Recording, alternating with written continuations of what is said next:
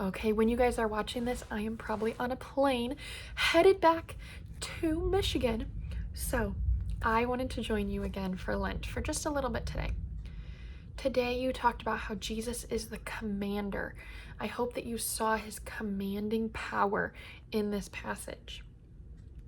I hope that you guys already talked about and maybe journaled a little bit of what does Jesus teach us about how to treat others. It's really important that we treat others the way that the Bible calls us to. And what does Jesus say about that? The best way to know how to treat someone, how to handle a situation is going right back into scripture and saying, what does Jesus do? What does he tell us to do?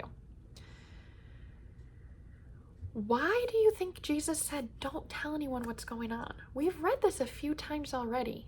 That's just something that I wonder. I don't know that I have an answer, but why did Jesus tell them that?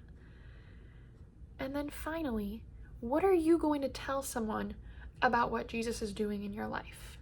So this is a question of when Jesus said, hey, don't go tell anyone, they went out and told people. What is it in your life that God is doing, that Jesus is doing, that you're going to go tell everyone? I'm going to share my little story with you. You guys know all of this already. You know that my grandma passed away recently. And in that, I've been getting really close to some of my cousins. And two of my cousins are not Christians. They do not believe in God.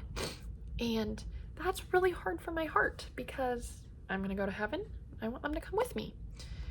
And something that I tell them, something that I'm going to tell someone else, what I have already told my cousins about what Jesus is doing in my life, is how this whole timeline of my grandma's life has had an impact on me and how I've seen God working through every moment.